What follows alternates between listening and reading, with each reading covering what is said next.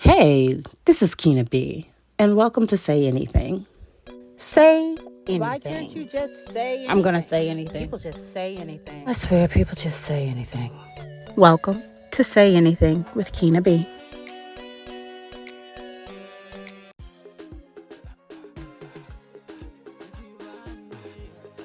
Hey, welcome to Say Anything with Keena B. I am Keena B. Thank you so much for joining me. Today, we are going to be discussing Gen Z. And so often I hear news broadcasters talking to professionals or people who say that they are so-called experts about the Generation Z, but they're not talking directly to Generation Z. So we have a special guest, my son, John Bwembya, who is Generation Z. Hi, John. Hi, How are you? I'm good. How are you? Good. And so I'm just going to start with a simple question. What do you think it means to be Generation Z? We have to adapt to a lot of things that weren't around back then, like AI, and in 2020 COVID, and just a lot of things like that.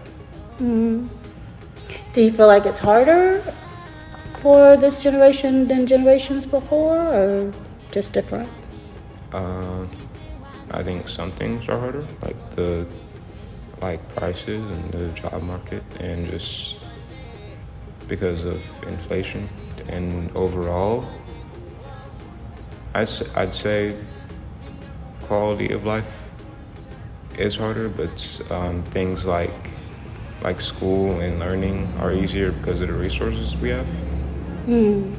What type of resources? Like AI and just the internet in general, and TikTok. You can search up most things and learn them. I find that's an interesting concept, the AI making things easier. I'm Generation Xennial. I think they used to have me as Generation X, and then they put me in the millennial, and because I'm born in 81, so they have me right on the line. We were at a time when computers were and the internet were just taking over, so we gradually grew into it, but we still knew how to do things on a typewriter, or we still went to the library to study with encyclopedias and do research that way. But we grew into the other part. And so from my view, I get concerned with the younger generations, the ability to do deeper research because of the AI component where things can be manipulated. Is that ever a concern for you? Yeah, I would say that's a concern, but I think when it comes to like writing and English in general, I think jobs like that are at risk because AI makes them a lot easier to do. Because why would you hire someone to write emails and things of that nature when AI can do it a lot faster and sometimes better? You are right. I've used AI to help draft, especially with social media, because for me, social media is kind of hard to grasp, like putting the right lead in a reel on Instagram or even TikTok, because trying to figure out what the algorithm wants in order to push your information forward, and AI knows. So I have used it to help me draft things like that. But when it comes to like traditional things like research papers and emails, I don't use it. But Gen Z is okay with using it. Or would you say for yourself personally? Yeah, Gen Z is okay with using it for the most part. Do they ever feel any type of concern about like plagiarism or being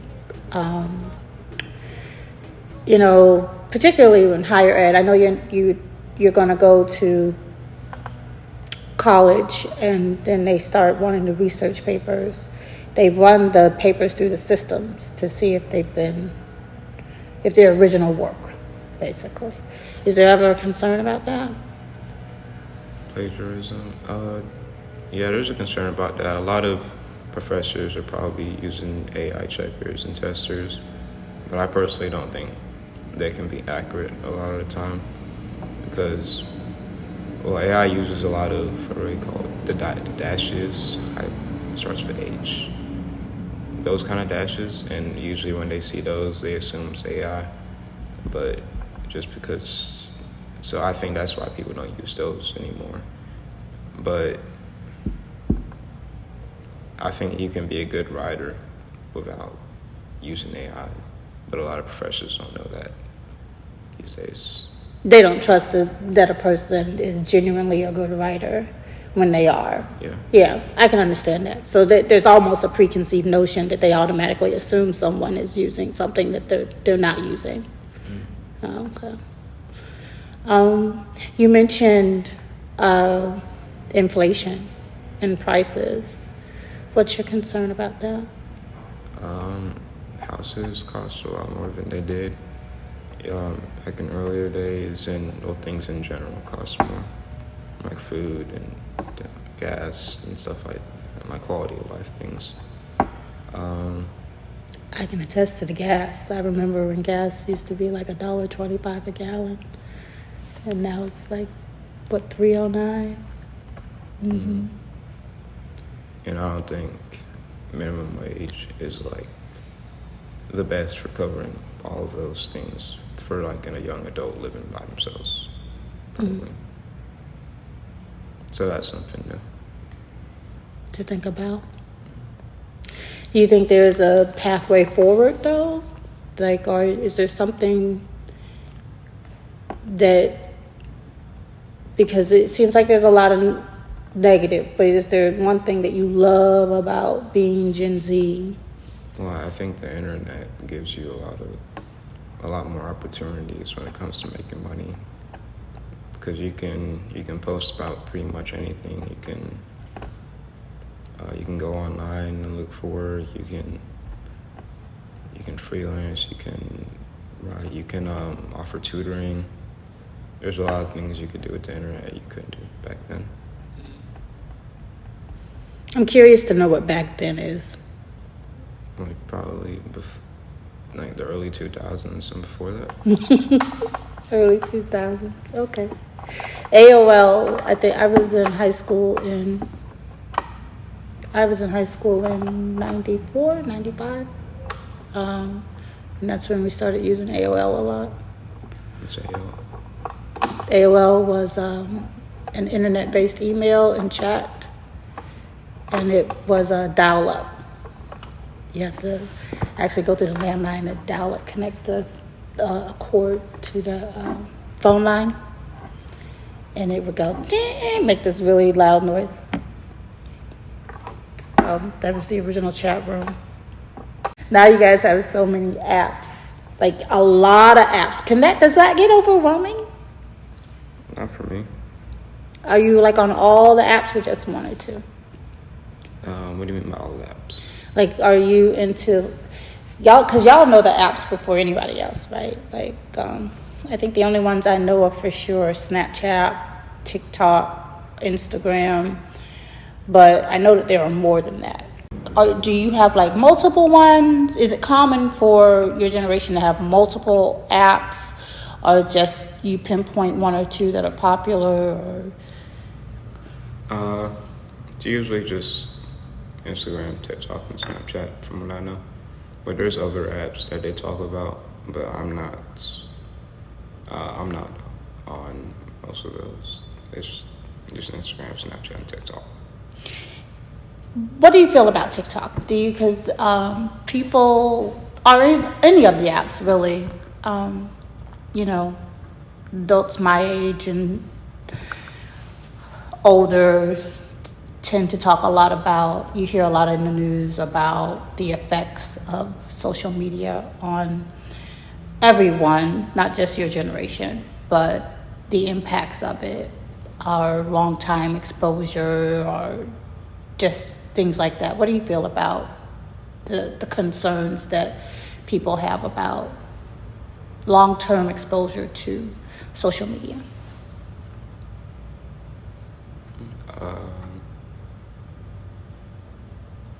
Well, I think sometimes it can have like a good effect because you can learn a lot from it. But as long as it's not from a young age, I think social media is a positive. What would you consider a young age? I think below the age of 14, well, maybe 13. Mm-hmm.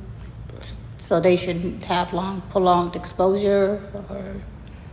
I think once you get to like 8th grade, it's fine. That's interesting. Okay, so like 8th grade, middle school, there's a lot of changes that are happening in that time frame, puberty and all that. I know for me, middle school was rough, bullying and things like that.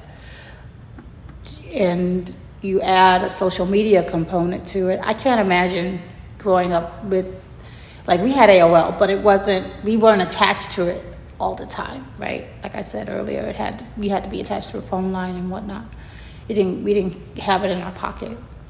And I believe Florida is passing a law where Yeah, I'm pretty sure you have to be a certain age once they pass the law. I'm pretty sure you have to be a certain age to be on social media.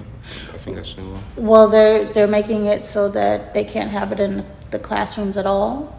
I think middle school and below, that they can't have it in the classroom at all. So do you think, so you said like 8th grade, do you think that social media can negatively or positively impact at that age, or which would be higher, the negative or the positive? Or I think in middle school the negatives outweigh the positives.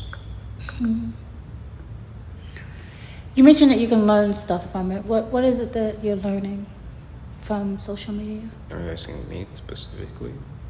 You or your generation?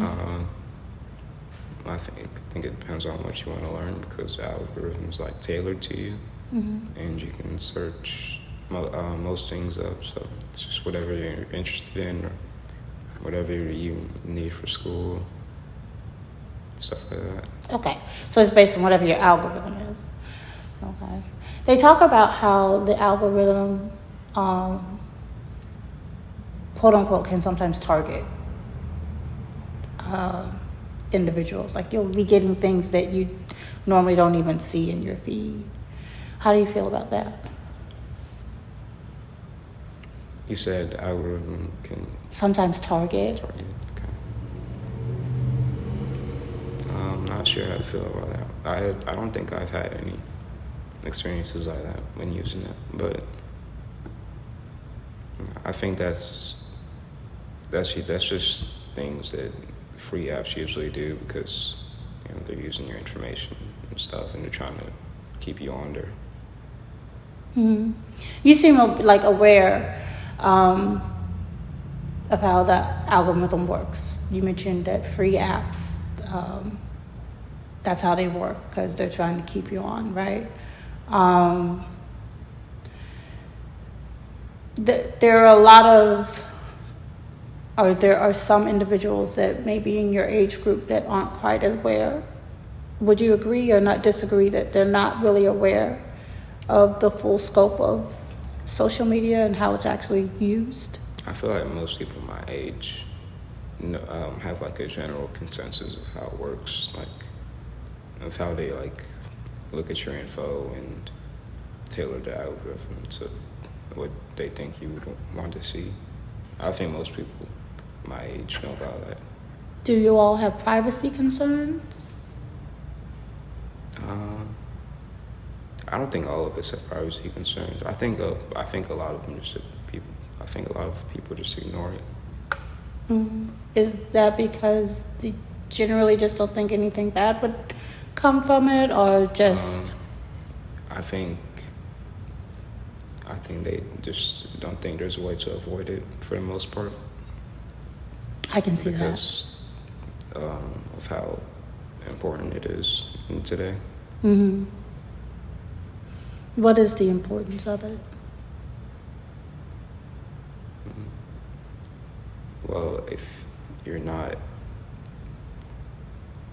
most people my age are on social media, and if you're not, you'd be kind of, you'd just be different. Like you wouldn't be caught up to a lot of things that are going on. You're kind of out of the loop. Yeah, and it's just like normalized to be on it. Would it be considered like, would a person be ostracized if they chose not to be on social media? Like I have people in my generation who stay off social media altogether. I don't think they would be ostracized, but I think they would feel not as connected to their peers. I can see that. The bigger picture, we live in the U.S., right? What are you hearing? What are you feeling, or what are you hearing from your friends about what is going on, how they feel about the current climate of the U.S., not the environmental climate, but the socio-political climate? I think a lot of people my age, or at least from what I'm seeing, a part of them just disconnects themselves from what's going on and say like they don't want to get into politics, or they don't care about it, or they just aren't interested in it. And the part that cares is mostly, from what I'm seeing, influenced by their parents and what they're saying, or just people around them, and they're not really doing any research or looking into it, but it's just sort of like an autopilot. Like they just say it's around, like they copy what they hear from others. That's what I'm getting. So they get like they don't have their own mind made up about an issue. Or back into social media, they just see something and they go down a rabbit hole and they pair what they say. Yeah, that makes me think about misinformation, like because AI is used so much in social media. Are you seeing any of your peers that are? I think most of my peers can distinguish AI from what's real. I haven't seen any cases of people being like my age being tricked by AI, but I just doubt that would happen. What about misinformation from actual individuals? That happens a lot. That happens in every generation, I feel like. That's a good point. It does happen in every generation. Yeah. Okay, so that's interesting that they disconnect themselves. It's like a cognitive dissonance. Why do you think that is? They just don't want to have to deal with the negative or the conflict, or? I'm trying to think why that is. Well, I can't look into everyone's mind, so I don't know what's going on in their head. I don't know why they would disconnect themselves. The only thing I could think of is they don't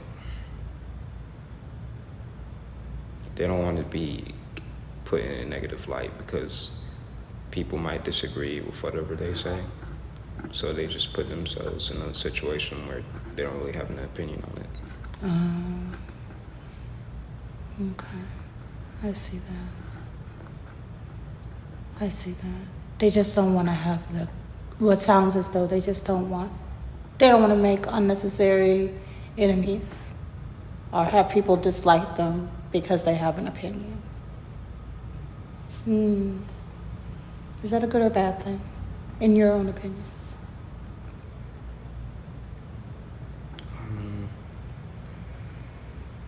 I think it's understandable, but I think it's something that should be avoided because sooner or later, some things need to be confronted. Where do you see yourself in 5 years? Or where do you see Gen Z? Well, I don't know where Gen Z is going to go. I don't know. What about I you? can't predict that. Well, obviously, I want to be successful and have a decent amount of money. That's why I want to get into engineering, mostly. Mostly that's why. And I want to do a lot of other things. That's why I'm starting to do freelance writing and things like that. I still want to pursue my hobbies and be passionate about them. What type of hobbies? Like boxing and wrestling and MMA, stuff like that. I think journalism is pretty cool. If I have time for that, I'd want to get out and try to maybe write newspapers, do interviews, things like that. But for the most part, I just want to be stable by that point in my life. By that age, I don't want to be worrying about money. You'll be pretty young, though, in 5 years. You probably, what is that? 23. 20? I'll just be getting out of college. Yeah. You got so much time. Yeah. Yeah. 23 is young. Yeah. Well, that's my plan. The world is your oyster. Okay. Well, thank you. Thank you for your thoughts. I appreciate it. John Bwembya, everybody. And thank you for joining us today for our special interview with John Bwembya, Gen Z, discussing social media. I appreciate you being here. Please like, subscribe, share this episode. If you love it, if you like it, leave a comment. Tell me your thoughts on this subject matter and let me know what you want to hear about in the future. Have a great day. Subscribe.